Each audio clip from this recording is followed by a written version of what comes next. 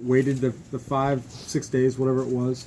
Feel like his knees calmed down a little bit. But according to our conversation yesterday, he felt very confident that he'd be good to go and feeling good. So we'll DH him today. And then we'll kind of evaluate tomorrow whether he plays or DHs again. We are going to be smart with it on the turf and factor that in moving forward until, it's totally out of there, the knee issue. But Des has been great with communicating. There were multiple times that he could have played, could have pinch hit. And that was more on me, not pinch hitting him, just because wanted to be really smart that we still are really early in the season. Some of those situations in New York you're talking about? Yeah, there were a couple in New York that, you could have made the argument why Desmond, and that was on me, not by any means. He was ready to go every day off the bench for us. With the lefty tomorrow, would you like to see him if he's able? Yeah, well, we'd love to see him, and I think that's the plan, definitely, to have him in there in some capacity.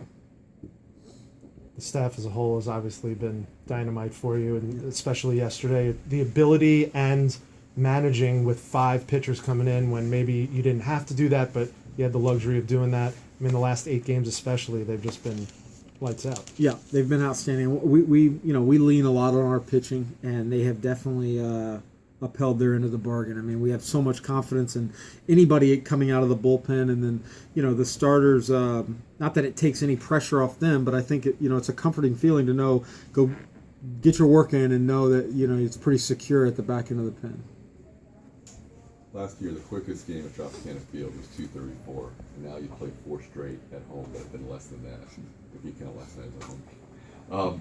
Do you notice pace of play changing the way the game's moving along?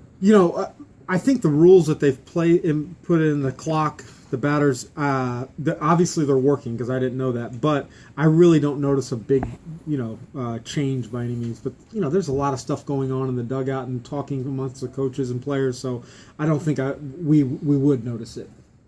Yeah, I would assume you're eager to see Matt Moore throw tomorrow. Yeah. I think we're all excited to see him, and it's just part of the process. Another hurdle step for him to start up, but he's been feeling really good.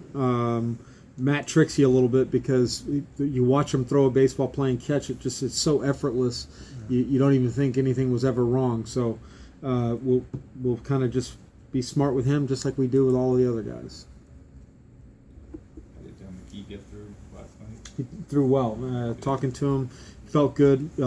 Normal soreness after any outing, any pitcher. So that's a good thing. We want it as close to normal as possible. He said he's going to go to Durham or something next. I don't think we have it completely set up because we were talking about it earlier. There's some travel days for Durham. So there's a bunch of different factors in.